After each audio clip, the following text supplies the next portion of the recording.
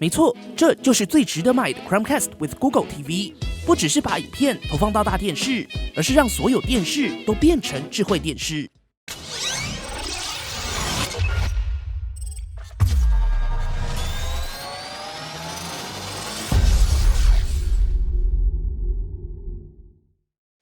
这次的 Chromecast with Google TV 因为没有在台上市，所以在台使用的细节比较多，建议大家看完整个影片再决定是否购买。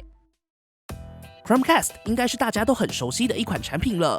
简单来说，就是可以将手机画面投放到大电视上的一款装置。例如，你想在电视上看 YouTube， 就来个 Chromecast， 点一下投放按钮，你的影片就在大荧幕上播放了。不过，过往好用的 Chromecast 在科技极为先进的2021缺点显而易见。首先，就是最大的影片解析度只有 1080p。第二个不足就是 Chromecast 必须要搭配手机或是其他装置使用，它只有一个功能，就是把影片从其他装置投放到电视上。所以 Google 正式在好一阵子前推出了 Chromecast with Google TV。这次 Google 把解析度点满，支援 4K HDR， 实测支援 HDR10、HDR10 Plus 以及 Dolby Vision 等主流 HDR 格式。同时 Google 也顺便，真的是杰出的顺便，将 Google TV 搬进了 Chromecast，并且采用 Android TV 10的作业系统。如此一来，画质的问题 4K HDR 终于跟得上时代了。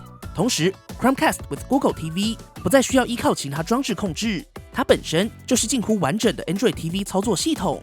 用一句话来说， Chromecast with Google TV 不只是把影片投放到大电视，而是可以让所有电视都变成智慧电视，并且是顺畅的智慧电视。帮你认为可以考虑的族群有3种。第一种，想把家中老电视升级成智慧电视的人；第二种，买了新电视，但电视本身操作系统不好用，或是又慢又卡的人；还有第三种，就是时常在外出差或是租屋族，有大荧幕又想追剧的朋友，只要有荧幕的地方，就可以1秒变成智慧显示器。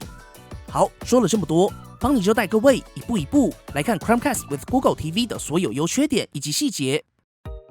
先说，帮你这回测试的 Chromecast with Google TV 并没有在台开卖，总共有粉、白、蓝3个颜色，不分颜色，价格都是49.99美金，依照目前汇率大约落在1450元左右。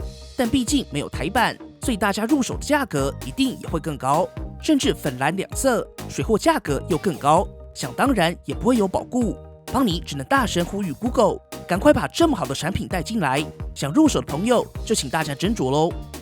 安装上非常简单，盒装内有主机本体、充电组、遥控器以及电池。首先，直接把 Chromecast with Google TV 本体插入电视或是荧幕上的 HDMI 接孔，接着把另一端插上随附的充电组。注意，这边的供电线材一定要另外插电，不要插在电视上。你硬要插在电视上也没关系啦，系统会请你插到充电器上。接着就拿出遥控器，装入电池。眼尖的朋友应该发现了，没错，电池跟充电器内部的颜色 ，Google 很有心的搭在一起了。如此一来，电力就可以有加成的效果。接着我们进入设定，迎接大家的是很可爱的 Google TV 开机动画。再依照画面指示配对遥控器，因为不同情况会有不同的按法。总之，按照画面指示操作就好。接着，系统预设就有中文，可以直接选择繁体中文。如果英文口说跟阅读都没问题的话，邦尼会推荐选择英文，相容性问题会比较少。这部分邦尼等一下再细说。但如果口说不太行，邦尼还是会推荐先选繁体中文。接下来打开手机，下载 Google Home 这个 App， 依照指示完成所有设定就好。最后，系统会自动更新到最新版本，就可以直接使用咯。再来是邦尼最喜欢的部分 ，Google 随附的这支遥控器可以直接控制你的电视。没错 ，Chromecast with Google TV 随附的这款遥控器，让你不用分2支遥控器使用。照着画面上的教学，你可以透过 Google 随附的这支遥控器，直接开关电视，调整电视音量，以及选择输入的讯号源。以后大部分的时间用一支 Google 遥控器就可以咯。当然也有一些例外状况，例如要关闭电视本身的选单、电视重新开机等等。对了，遥控器上直接就有 YouTube、Netflix 的快捷键，对时常赖在这2个平台的邦尼来说，真的非常方便，但不能客制化。如果是用其他平台的朋友，就相对不便了。接着带大家看一些重点功能。Chromecast with Google TV 整体操作系统在 Android TV 当中算是相当顺畅的。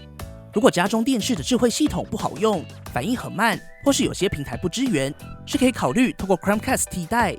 在滑动时的顺畅度以及 App 间快速切换速度都还算不错。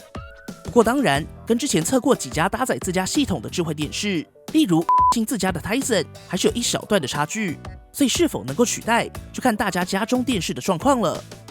但整体来说，在 Android TV 中算是非常不错的表现。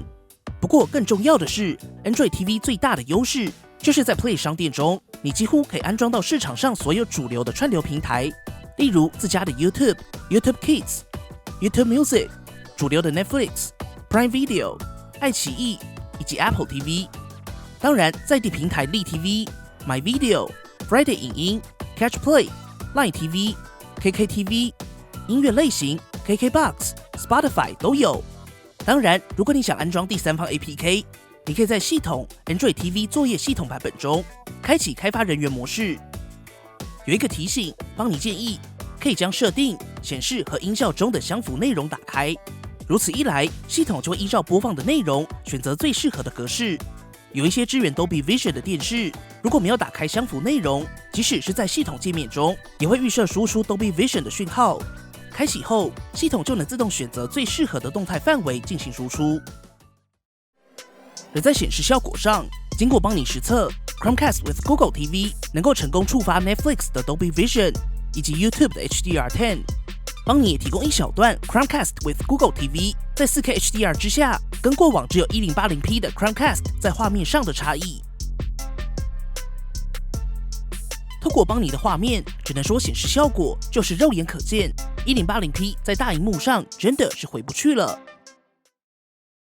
除此之外 ，Chromecast with Google TV 也搭载了 Google 语音助理，你一样可以请 Google 开灯、开冷气、启动扫地机器人等等。但是有一个蛮重要的 bug， 就是你没办法请 Google 语音助理播放 YouTube 以外的影片，例如你没办法说播放《怪奇物语》，